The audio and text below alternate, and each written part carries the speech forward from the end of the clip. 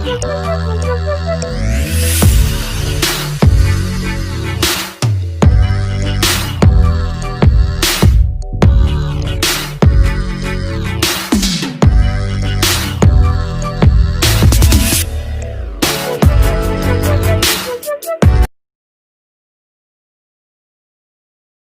Morning students, मैं Ghanshyam Mishra national two college की online classes में आप सभी का पुनः स्वागत करती हूँ।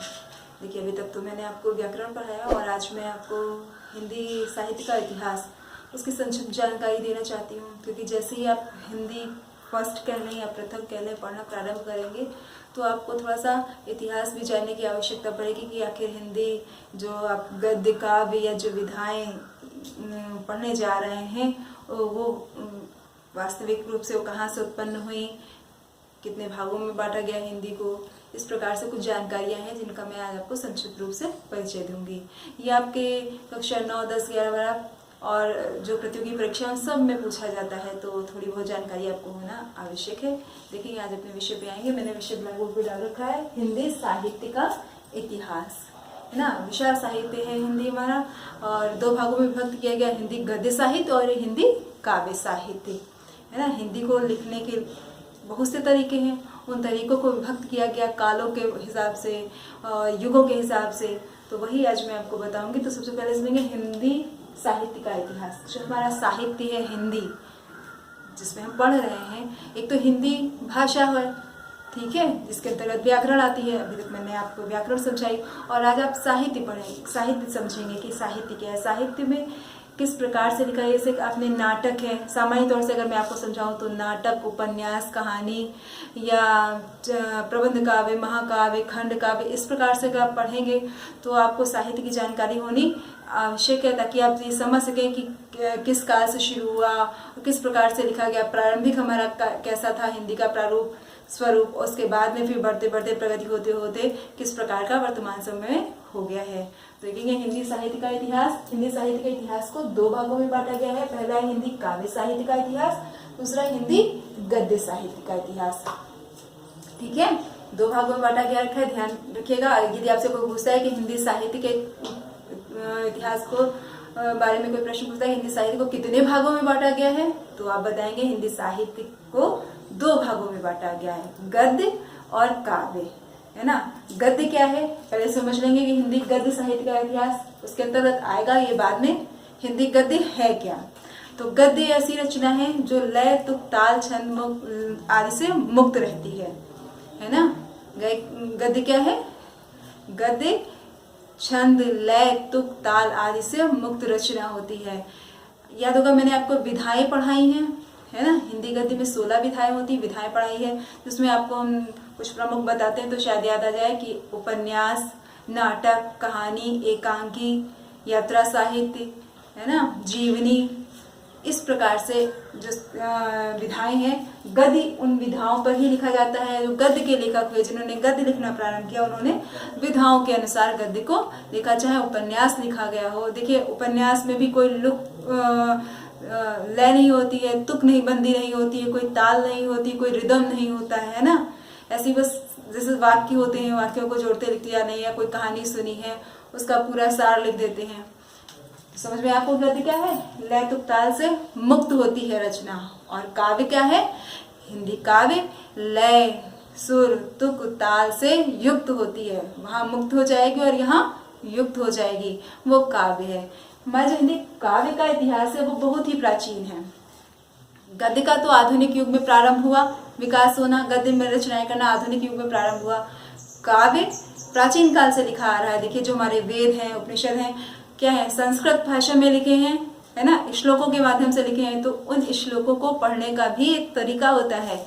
आप यूं ही कहानी की तरह तो नहीं पढ़ सकते, उनको लयबद्ध होकर के पढ़ते हैं। तो वो जो लय आ गई, जो सरगम आ गई, वो काहे में समाहित हो गई, काव्य में समाहित हुई, है ना। तो जो हमारे वेद हैं, ऋचाएं हैं, ऋचाएं यानी श्लोक, ये सब क्या है, काव्य के अंतर्गत आते हैं। फिर धीरे धीरे उसका विकास होता रहा, और फिर जब हिंदी साहित्यकारों ने उसे बांटना शुरू किया, विभक्त करना, श्रेणी देनी शुरू की, कि जो प्रारंभिक था वो कैसा था, उसके बाद फिर उसका थोड़ा और विकास हुआ, तो उसका स्वरूप बदल गया, लिखने का तरीका बदल गया, छंदों का प्रयोग बदल गया, धीरे धीरे लोग साहित्यकार नए नए आने लगे, नियम और नियमों के अनुसार रचनाएं करने लगे, तो उसी प्रकार से कालों में विभक्त करके बताया है कि हिंदी काव्य साहित्य को कितने भागों में बांटा गया है ना। पहले तो साहित्य को भागेंगे, साहित्य हमारा दो भागों में बांटा गया है, गद्य में और काव्य में। फिर हिंदी काव्य साहित्य को कितने भागों में बांटा गया है ये देखेंगे। मैंने एक चार्ट बनाया है कि हिंदी काव्य साहित्य का इतिहास, उसके बाद देखेंगे इसको 4 भागों में बांटा गया है ना। पहला है आदिकाल, दूसरा भक्ति काल, तीसरा रीतिकाल और चौथा आधुनिक काल यानी वर्तमान युग। ठीक है, आदिकाल, पहले युग का नाम आदिकाल क्यों रखा गया? आदि का मतलब प्रारंभ, आदि का मतलब क्या होता है? प्रारंभ। तो जब काव्य का प्रारंभ हुआ है ना, इसलिए उस काल का नाम आदिकाल रखा गया। तो अगर सन के हिसाब से हम समय निश्चित करेंगे, समय निर्धारित करेंगे, तो 743 ईस्वी से 1343 तक आदिकाल का समय रहा। इसको हम लोग चारण काल, सामंत युग, वीर गाथा काल, नवजागरण, इस प्रकार से अनेक नामों से जानते हैं, है ना। इसकी विशेषताएं यदि कही जाए, परीक्षा में पूछी जाती है आदिकाल की विशेषताएं, तो आदिकाल में युद्धों का सुंदर चित्रण होता था, युद्ध का वर्णन किया जाता था, और राजाश्रित कवि होते थे। राजा के आश्रित जिनको बोलते हैं वही राजा आश्रित कवि होते थे। वो राजाओं की वीरता का वर्णन करते थे।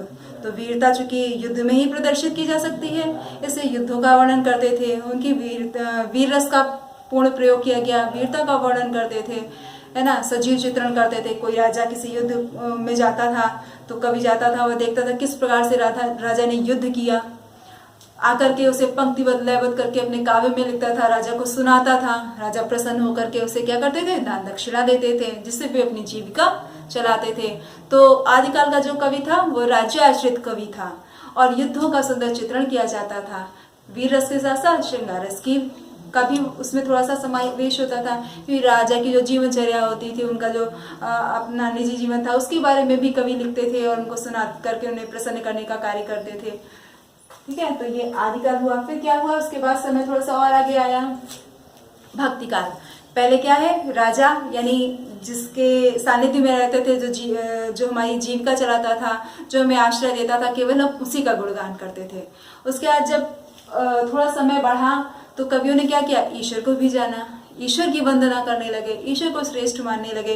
यानी जब थोड़ा सा सबल हो गया, कहेंगे कभी थोड़ा सा उठकर चलने के लायक हो गया, है ना, थोड़ा सा जब सबल हो गया, स्वतंत्र हो गया थोड़ा सा लिखने के लिए, तो उसने ईश्वर को लेकर के भी रचनाएं की। वो समय क्या था? भक्ति काल का। उस समय यानी एक जो समय होता है, वह समय जिस चीज के लिए प्रसिद्ध हो जाए, उसी से संबंधित उसका नाम रख दिया जाता है।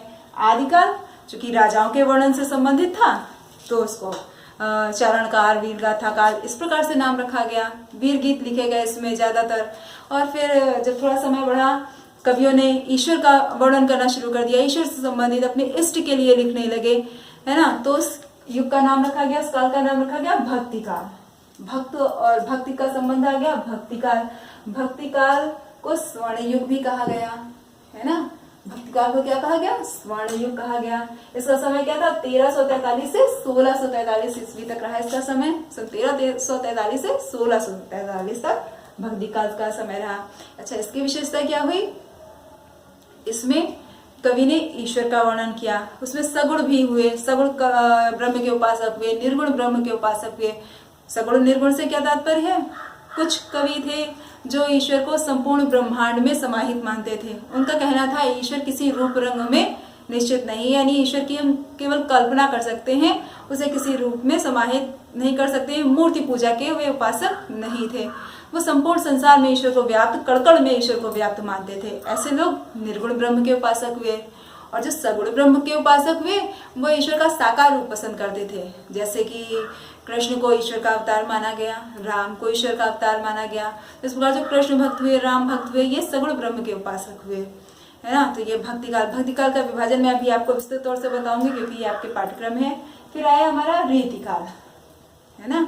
रीतिकाल तक काव्य का अच्छा खासा विकास हो चुका था, है ना। तो कभी आप कह लेंगे कि भक्ति की भी रचनाएं हो रही थी, राजाओं की भी रचनाएं हो रही थी। कुछ आचार्य, उस समय आचार्यों ने कुछ नियम बनाए, उसके अनुसार भी रचनाएं होने लगी। तो रीतिकाल को भी 3 भागों में बांटा गया था, रीतिबद्ध, रीतिमुक्त और रीतिसिद्ध। कक्षा 10 के पाठ्यक्रम में इसके बारे में विस्तृत आपको बताऊंगी। और उसके बाद आता है फिर भक्तिकाल के बाद रीतिकाल था, जो 1643 से 1843 तक चला, है ना। इसमें भी वीररस का, रीतिकाल की जो रचनाएं थी इनमें वीररस का पूर्णतया प्रयोग किया गया। वीररस की रचनाएं लिखी गई, राजाओं के पराक्रम, शौर्य का वर्णन किया गया।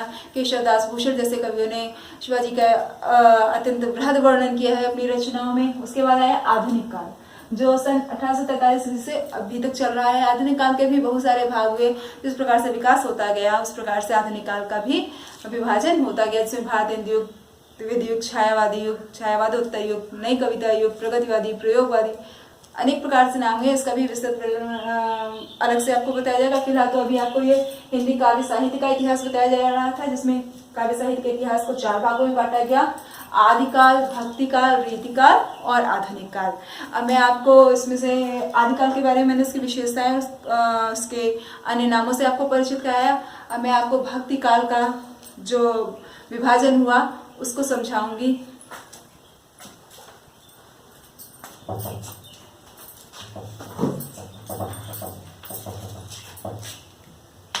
देखेंगे भक्ति काल को एक चार्ट के माध्यम से समझेंगे, भक्ति काल के विभाजन।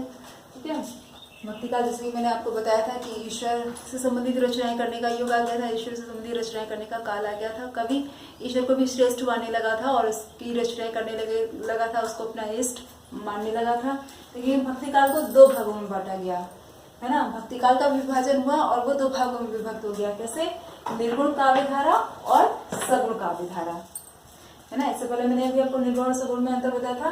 निर्गुण काव्य धारा और सगुण काव्य धारा, इन 2 रूपों में काव्य की रचनाएं होने लगी। निर्गुण में क्या था कि ईश्वर संपूर्ण संसार में व्याप्त है, वो किसी रूप और आकृति में बंद नहीं है ना। उसको बंद आंखों से देखा जा सकता है, उसके लिए किसी मूर्ति की आवश्यकता नहीं है, मूर्ति पूजा की आवश्यकता नहीं, किसी मंदिर मस्जिद की आवश्यकता नहीं है। यदि हम ईश्वर का दर्शन करना चाहें तो कहीं भी बैठ करके अपनी आंखों को बंद करके सच्चे मन से यदि उसे याद करें तो वह हमें दिखाई दे जाएगा। ऐसा मानना था निर्गुण काव्यधारा के लोगों में, निर्गुण काव्य शाखा के लोगों को। तो वे जो उस युग के जो कवि हुए, यानी निर्गुण काव्यधारा के जो कवि हुए, उन्होंने ईश्वर के इसी रूप को लेकर के, है ना, ईश्वर के निराकार रूप को लेकर के, निराकार ब्रह्म को लेकर के रचनाएं की।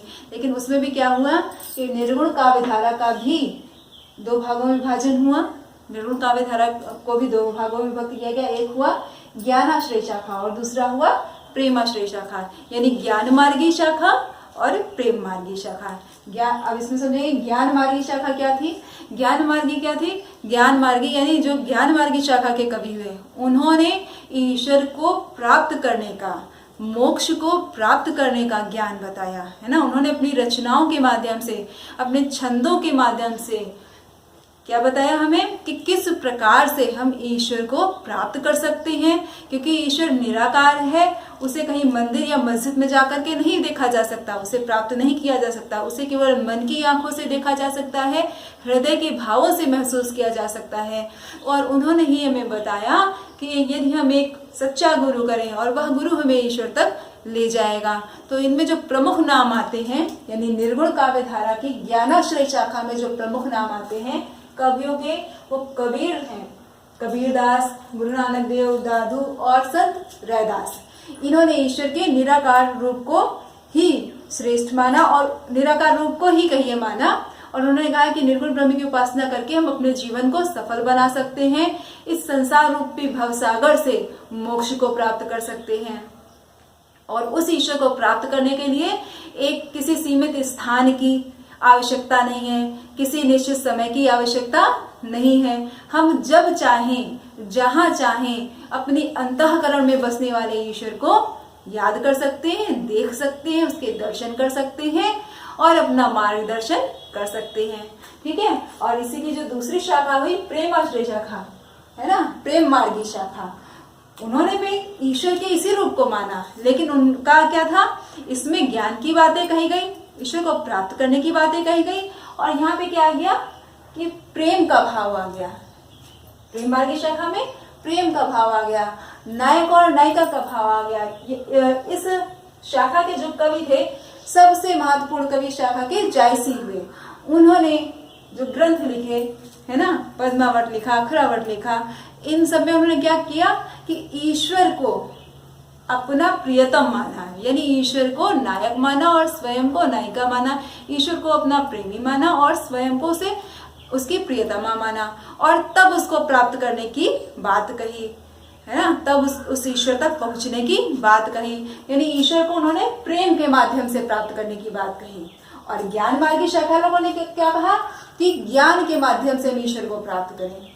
क्या करें? ईश्वर को ज्ञान के माध्यम से प्राप्त करें। और प्रेमाश्रय शाखा के लोगों ने क्या कहा कि हम प्रेम के माध्यम से ईश्वर को प्राप्त करें। तो इस प्रकार से दो मत उत्पन्न हुए निर्गुण काव्य धारा में। दोनों ने अपने अपने तरीके से ईश्वर को प्राप्त करने की बात कही और अपने अपने ग्रंथों में भी उसका विस्तृत वर्णन किया है। जब आप पढ़ेंगे इनके ग्रंथों को तो आपको समझ में आएगा कि किसने किस प्रकार से ईश्वर को प्राप्त करने की बात कही है। तो मैंने आपको संक्षिप्त रूप में बताया।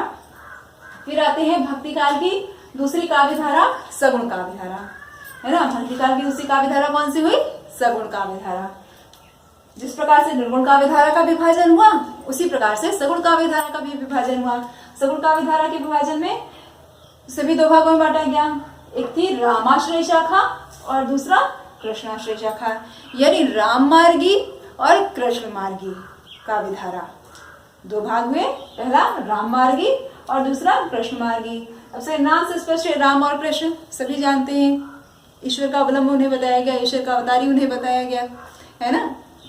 तो क्या था कि रामाश्रय शाखा के जो लोग थे वो श्री रामचंद्र जी को श्रेष्ठ मानते थे, है ना।